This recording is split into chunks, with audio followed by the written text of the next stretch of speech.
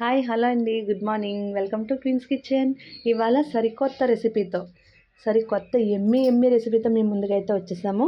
మీకు ఇలా చూపిస్తుంటే ఏమన్నా అర్థం అవుతుందేమో నాకు కామెంట్ చేయండి. సో మీకు అర్థం అవ్వకపోతే నేనే చెప్పేస్తాను చూడండి. ఇవైతే బియ్యం కడుగు నీళ్ళండి, అలానే గంజి ఈ విధంగా తీసుకొని దీన్నైతే ఇలా కుండలో అయితే వేసుకొని స్టోర్ చేసుకొని ఒక 3 days పాటు ఉంచుకున్నాం అనమాట. ఇప్పుడు దీంతో మేము చారుగా అయిపోతున్నాం. దీని పేరు వచ్చి లచ్చిన చారు అనమాట.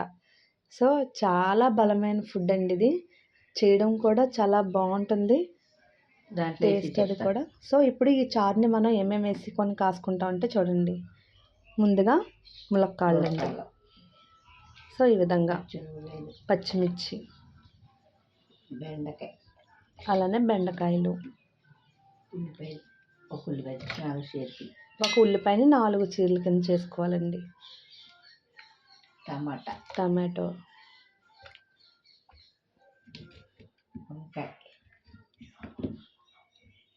అలానే ఒక చిన్న వంకాయ 4 ముక్కలు చేసుకున్నాం, ఆనపకాయ ముక్కలు,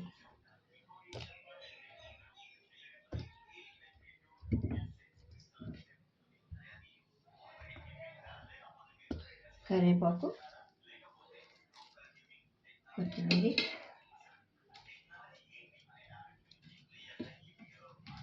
సో ఈ విధంగా అయితే మనం పసుపు, అన్ని కూరగాయలని వేసేసుకున్నామండి.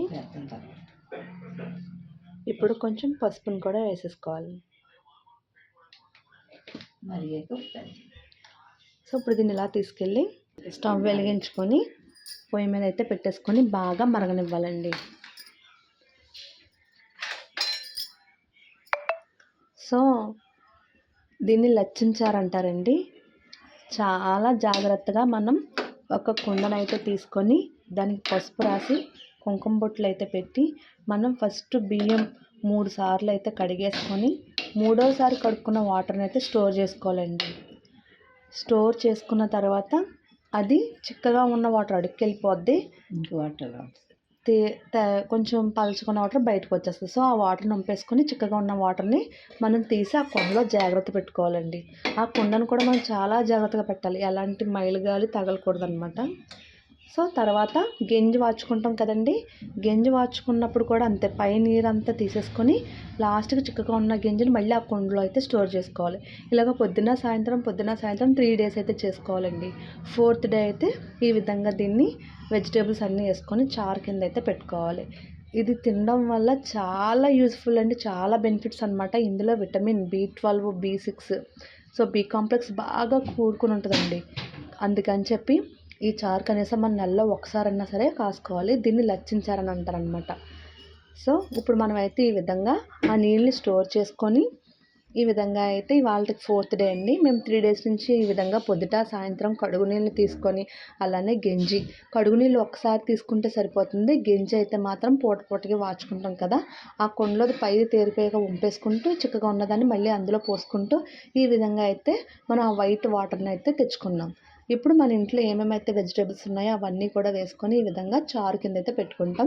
దీన్ని చారు అంటాం కానీ ఇందులో చింతపండు అయితే యాడ్ చేయమండి. సో లాస్ట్ వరకు చూడండి, మా వీడియో మీకు ఎలా అనిపిస్తుందో చూద్దరు. కానీ ఇప్పుడు దాకా మనం ఉప్పు అయితే వేసుకోలేదండి. ఇది చారు ఇలా దగ్గరగా మరిగిపోయిన తర్వాత ఉప్పు అయితే వేసుకుంటున్నాం. ఇందులో చింతపండు పులుపు యాడ్ చేయలేదు, గమనించారా? సో ఉప్పు కూడా కొంచెం తక్కువగానే పడుతుంది.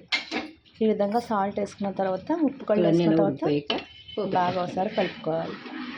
సో ఇప్పుడైతే పోపు సిద్ధం చేసుకుందాం. సో ఆ చారు పోపు కోసం అయితే ఈ విధంగా సిద్ధం చేసుకోవాలండి.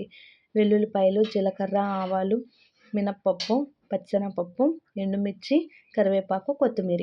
సో ఈ విధంగా పోపు ఏర్పాటు చేసుకున్నట్టయితే మనకి అది మరిగిపోయి వచ్చింది. పోపు పెట్టేసుకుందాం. సో మన చారు అయితే ఈ విధంగా మరిగిపోయిందండి, లచ్చిన చారు. ఇప్పుడు పోపు కోసం అయితే ఏమైతే సిద్ధం చేసుకున్నామో దానికోసం స్టవ్ వెలిగించుకొని ప్యాన్ పెట్టుకొని ముందుగా వెల్లుల్లిపాయలను అయితే వేపేసుకోవాలండి. సో ఇప్పుడు ఇవన్నీ ఆవాలు, జీలకర్ర, పచ్చెనపప్పు, మినపప్పు ఇవన్నీ కూడా వేసేసుకొని బాగా వేపుకోవాలన్నమాట. ఇందులో కొంచెం ఎండుమిర్చి ఎక్కువే పడుతుందండి, ఎందుకంటే మనం అసలు కారం అనేది యాడ్ చేయలేదు. అలానే ఒకటి గుర్తుపెట్టుకోండి, చింతపండు కూడా యాడ్ చేయలేదు. కానీ ఇది మాత్రం మనకి మంచి ఫ్లేవర్ అయితే వస్తుందన్నమాట. చింతపండు వేయకపోయినా సరే మంచి ఫ్లేవర్లో అయితే ఉంటుంది లచ్చిన చారు. ఇది చాలా ట్రెడిషనల్ ఫుడ్ అండి. ఇప్పటి రోజుల్లో అయితే ఎవరికీ తెలియదు బహుశా. ఇది చాలా పాతకాలం వంట, అలానే చాలా బలమైన ఫుడ్ అండి. పిల్లలకి బి కాంప్లెక్స్ అది తక్కువ ఉంటుంది కదా, సో కనీసం మంత్లీ కుదరకపోయినా 2 మంత్స్కైనా ఒకసారి ఇలాంటి ఫుడ్ అయితే చేసుకొని తినడం వల్ల పిల్లలకి చాలా బలం అండి. బి కాంప్లెక్స్ అవి ట్యాబ్లెట్స్ బదులు ఈ విధంగా రసాన్ని అయితే పెట్టుకోవచ్చు. అలానే మిగిలిన కరివేపాకు, ఎండుమిర్చి కూడా వేసేసుకొని పోపులో బాగా ఒకసారి అయితే కలిపేసుకోవాలి. సో ఈ విధంగా పోపు అయితే మనకి వేగిపోయిందండి. దీన్ని ఇలాగా చారులోకి అయితే తిరగబెట్టేసుకోవాలి. చాలా టేస్టీగా ఉంటుందండి, చాలా బలమైన ఆహారం. ఇలా పోపేసిన తర్వాత ఒకసారి అయితే మరగనివ్వాలండి. ఒక పొంగు వచ్చేలాగా మరగబెట్టుకోవాలన్నమాట. సో మన ఎమ్మి లచ్చిన చారు అయితే రెడీ అయిపోయిందండి. పోపు అది చూసారా అంత అందంగా కనిపిస్తుందో, ఫ్లేవర్ కూడా చాలా బాగుందన్నమాట. ఇప్పుడు దీన్ని రైస్లో వేసుకొని టేస్ట్ చేస్తే ఎలా ఉందో చెప్తాను మీకు. సో మన ఎమ్మి లచ్చిన చారు అయితే రెడీ అయిపోయిందండి. ఈ లచ్చిన చారుని చక్కగా మనం వైట్ రైస్లో వేసుకొని తిన్నట్టయితే ఇంకా వేరే మంచి ఇంకేం అవసరం లేదండి. జస్ట్ ఇలా వేసుకొని తినేసినట్టయితే చాలా బాగుంటుందన్నమాట. సో చూడండి, మనం ఏమైతే వెజ్జెస్ వేసుకున్నామో ఆనపకాయ ముక్క, సో బెండకాయ, అలానే పోపు వేసుకున్నాం కదండి. నాకైతే ఈ స్మెల్కి చాలా టెంప్టింగ్గా ఉంది. ఇది ఇలా చేసుకొని తినడం వల్ల చెప్పాను కదండి, బ్లడ్ కూడా పడుతుంది మనకనమాట. ఈ విధంగా స్టోర్ చేసుకున్న గింజ వాటర్ ఏదైతే ఉందో, రైస్ కడుగు నీళ్ళు, ఇవన్నీ కూడా తేడ తీసేసుకొని చిక్కగా ఉన్న దాంతో చేసుకున్నట్టయితే మనం నెలకు ఒకసారి ఈ విధంగా చేసుకున్నట్టయితే వేరే సపరేట్గా బి కాంప్లెక్స్ ట్యాబ్లెట్స్ ఏమి వాడవసరం లేదండి. ఎగ్జాక్ట్లీ చాలా సూపర్గా ఉందండి. ఎగ్జాక్ట్గా అన్నీ కరెక్ట్గా సరిపోయాయి. అసలు మనం ఇందులో చింతపండు పులుపు అనేది యాడ్ చేయలేదు, కానీ ఆ ఫ్లేవర్ కూడా వచ్చింది. ఈ విధంగా మనం రైస్ అంతా కూడా ఇంకా వేరే మంచిగా ఏమీ అవసరం లేదు, ఈ వెజ్జెస్ తోటే చక్కగా తినేయచ్చు అనమాట. అంత బాగా కుదిరింది నాకైతే. సో మీరు కూడా దీన్ని ఎలా ప్రిపేర్ చేసుకొని మీకైతే ఎలా వచ్చిందో నాకు కామెంట్ సెక్షన్లో కామెంట్ చేయండి. ఇప్పుడు మీకు ఈ గింజని ఎలా స్టోర్ చేసుకోవాలో ఇంకొంచెం వివరంగా అయితే చెప్తాను. So bye bye.